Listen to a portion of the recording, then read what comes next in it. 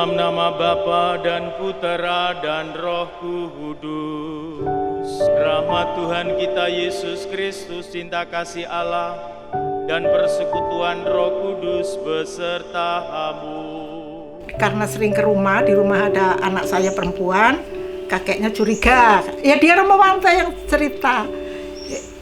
Sering atau lewat sini Pak Gusti itu, ya biar aja gitu dia.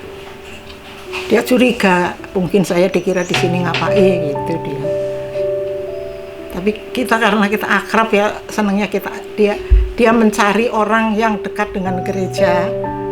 Jadi dengan OMK juga rajin dia, dengan waktu itu Mudika ya, dengan Mudika juga aktif. Suster Katrin yang selalu membimbing kami, itu ada arahan, ada bimbingan untuk mau menjawab panggilan Tuhan. Melihat situasi konkret, tidak ada gembala, tidak ada pastor di Singaraja.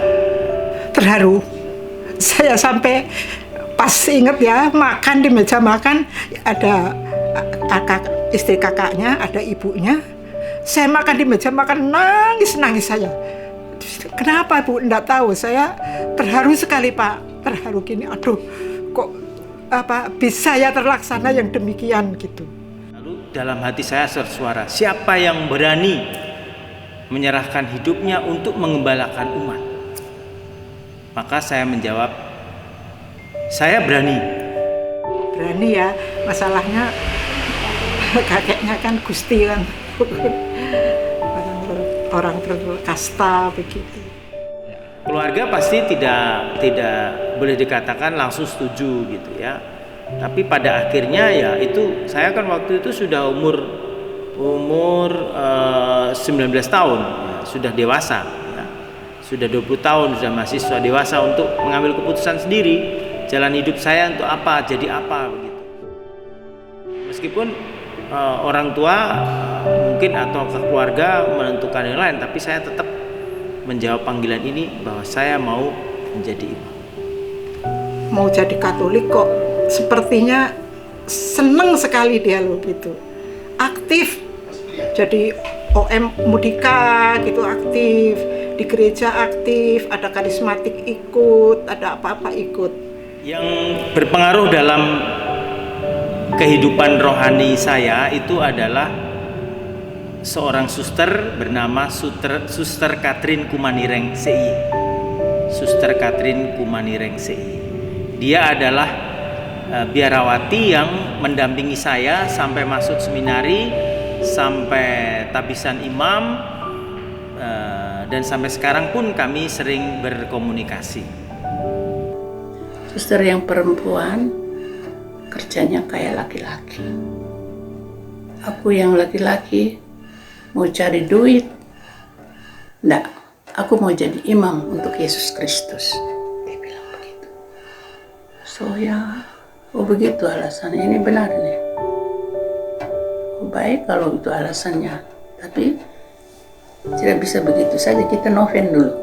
Keputusan mengikuti Tuhan, dan itu bagi saya lebih penting, karena itu menjadi bagian penting dalam kehidupan panggilan sebagai seorang calon imam waktu itu. Bapak dia ini, dia mama orang Jawa. Kalau kirim ke Jawa dia enak, jangan. Dia bapak orang Bali, Hindu, tapi sudah masuk Katolik. Ada di mamanya, bapak mama di Cepu. Oh, kalau kita suster harus urus betul sampai bikin penyelidikan kanonik mesti sampai ke Cepu. Ya bapak sukses dia, gitu. Saya selalu mendoakan dia tuh, tidak pernah lupa setiap hari tuh Pak. Saya merasa bahwa dia anak rohani saya itu karena begini, dia dibaptis habis, tidak ada yang mendampingi dia. Dia baptis pada SMA kelas 2 oleh guru satu, bapak guru tua, Bapak Aliandu, sudah tua, sekarang sudah menurun juga. Jadi sesudah itu dilepas, siapa yang mendampingi hidup rohaninya? Tidak ada. Jadi tiap kali dia datang ke pastoran itu, saya kerja di pastoran, itu dia omong, saya sungguh-sungguh dan saya mendampingi. Dan saya melihat ini baptisan baru yang perlu ditolong. Dan dia merasa saya sebagai ibu rohani itu saya merasakan. Gitu.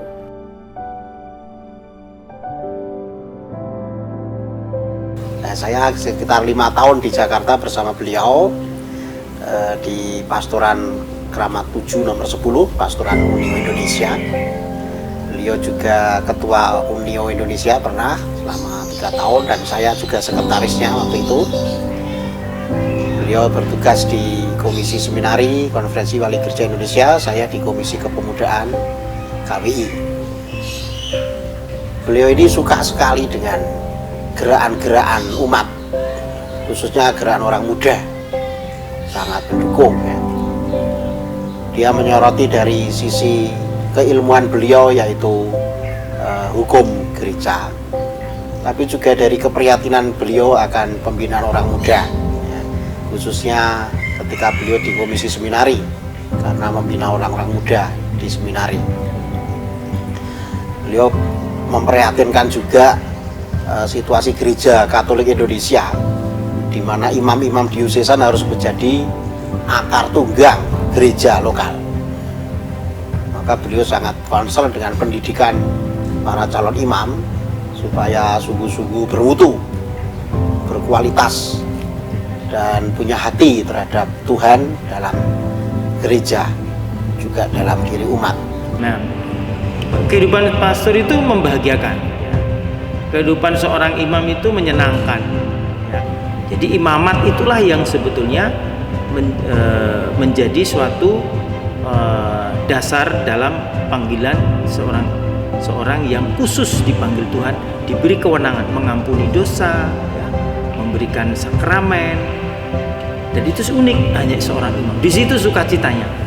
Setia pada Yesus Kristus, di mana dulu dia awal dia katakan dia mau jadi imam untuk Yesus Kristus, maka dia tetap setia sebagai imam Yesus Kristus, imam yang kudus, yang saleh, imam yang betul-betul bekerja dengan seluruh jiwa raga sepenuh hati untuk Yesus Kristus, untuk kerajaan Allah, mencintai gereja sampai ajal.